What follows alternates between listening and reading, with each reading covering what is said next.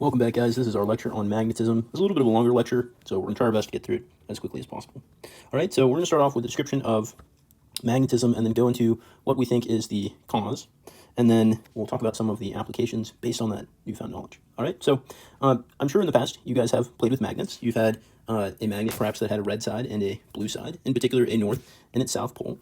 And through experience, I'm sure have seen that the red side and the red side repel each other, and the red and the blue side attract each other. And so we describe magnets as having a north and south pole, and the magnetic force is a result of the interaction between these poles, okay? And this is similar to the electric force, which we said was the interaction between positives and negatives. In this case, we have poles instead of electrons, protons. But as we'll see, they are, in fact, very related, okay? So one quick thing. Imagine in your head you have a bar magnet like this. You have a north and a south pole, and then you decide to go ahead and chop it in half. And you think to yourself, well, maybe I'll just get a chunk that has a north pole only and a south pole only on the other chunk. Well, it turns out for magnets, that's not how it works. And this particular fascinating problem, if you chop magnets in half, actually tells us something about the fundamental structure behind magnetism. All right, so if I keep chopping in half our magnets, it turns out that I never managed to get a magnetic monopole, a single pole by itself. I always end up with a north and a south. And so if you were to keep dividing down to the smallest possible unit of matter, the atom, you'd still get a north and south pole. And so that tells us something key about magnetism, which is magnetism is due to the atom. All right? So very quickly, let's just remind ourselves of what interactions between bar magnets look like. This demo talks about potential and kinetic energy, which we know is stored energy due to position, and it comes from the repulsive and attractive force behind magnets. All right, let's take a look.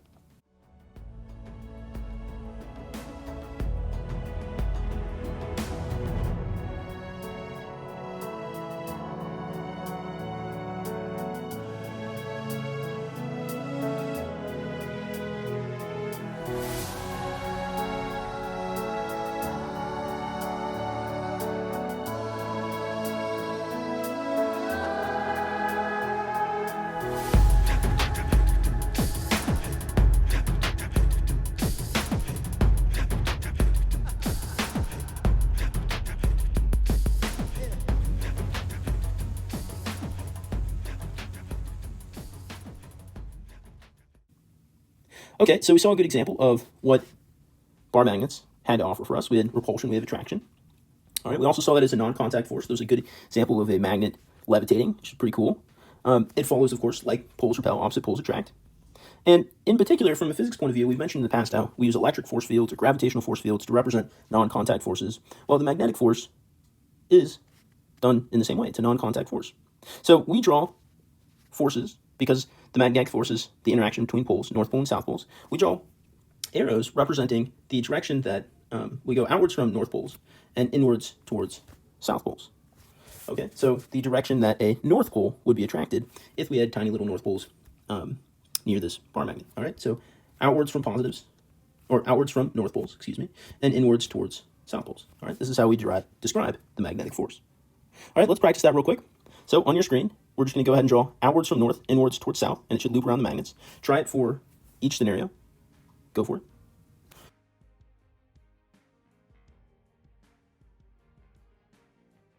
So, great, we can describe the behavior of magnets from their interactions. We can look at the magnetic forces, like poles repel, opposite poles attract. Just like we described the electric forces, like charges repel and opposite charges attract. So what is really behind this magnetic force? Well, from the study of magnets, what we found is the magnetic force is actually produced by the motion of electric charge. So magnetism comes from the motion of charges. And that could be an electron, that could be a proton, that could be some antimatter charge, particle that has a charge, right? Anything that has a charge that's moving produces magnetism.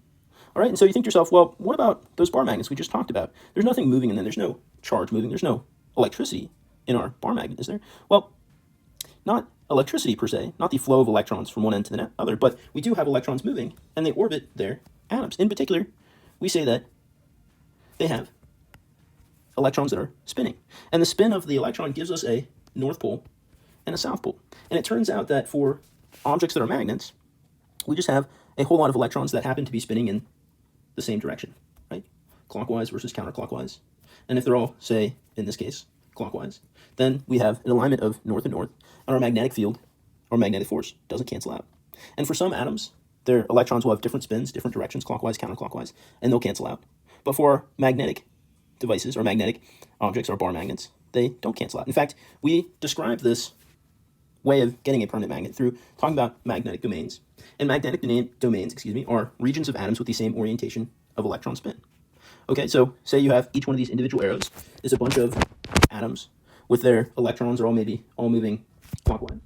And so they all have north and south in a particular orientation, right?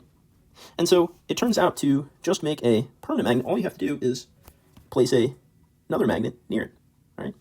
And that will cause the domains, these groups of atoms with their electrons spinning in the same orientations, to become aligned overall. And as you go from disorganized, this would be unmagnetic iron, our domains are randomly scattered, to organized, you go from unmagnetized to magnetized, all right? So if the orientation of the domains, whether or not you have a lot of atoms with their electrons spinning in the same direction, is what gives us an overall bar magnet, then is it possible to demagnetize stuff? And the answer is, yeah, just scatter their domains. And how do you do that? Heat stuff up. Okay, let's take a look at a quick demo, and we'll move on.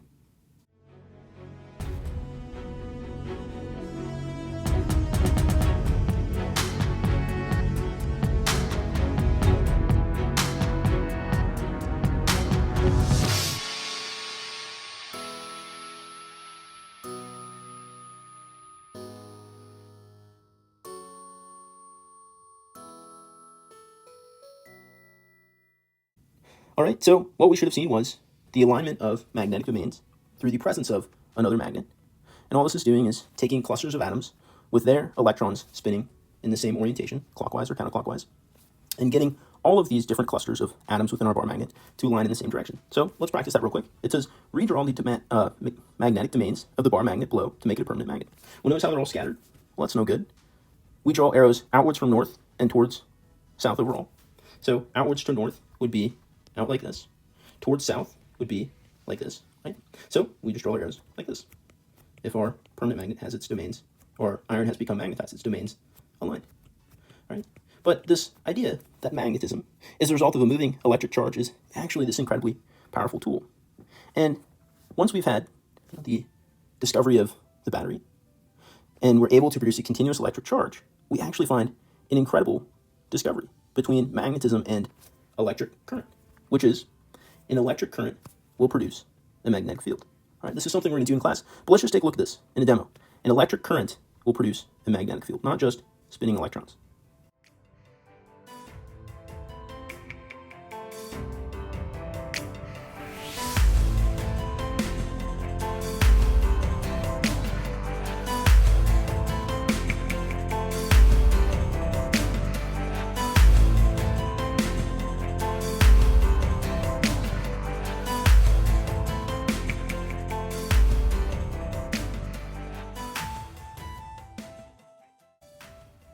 All right, so we could see that the compass would twitch. Our compass is made of a magnet, right? And so we had electricity move through our circuit. It caused the compass to twitch because there was suddenly a magnetic field produced by the current in the circuit, all right?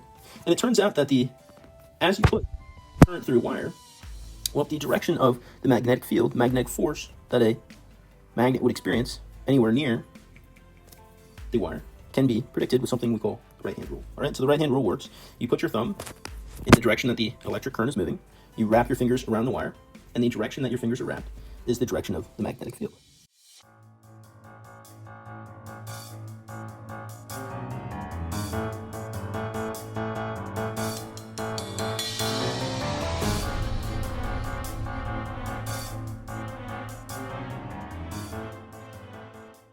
Okay, and so once we go from our scientist, Oersted, who discovers that we have this relationship between electric current, that it produces a magnetic field, that moving charge produces magnetism and gives us a north and a south pole, well, we take it a step further.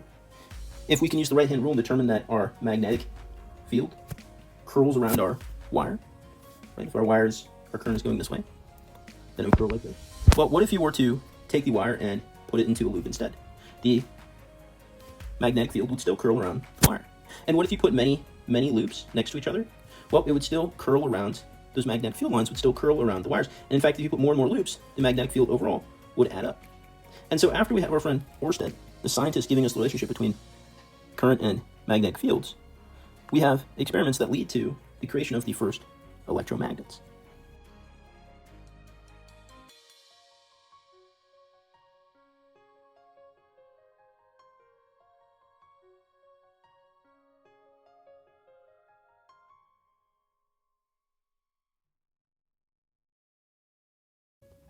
So why are electromagnets a big deal? Well, they're in our modern technologies, but the point that we're trying to make here is that magnetism is the result of moving electric charge, whether that be protons, electrons, or other subatomic charged particles. Every time we have a charge moving, we have magnetism produced.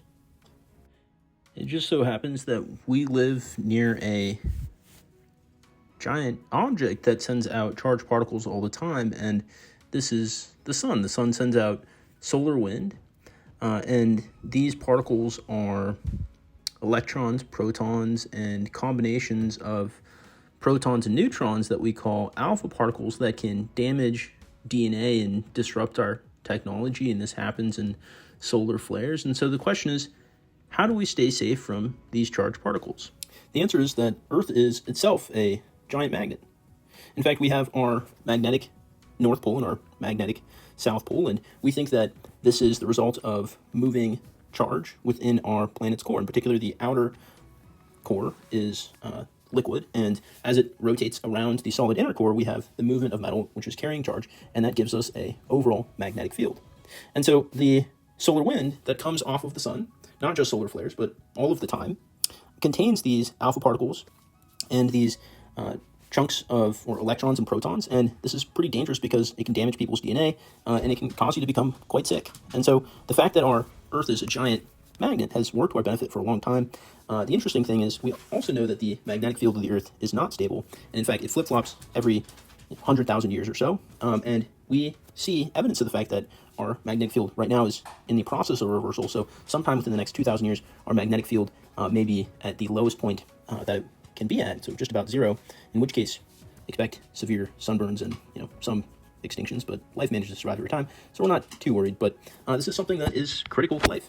The Earth is a giant magnet, and magnetism is about moved charges. All right, that's it for today, guys. We'll see you next time. Long lecture, but held in there. Good job.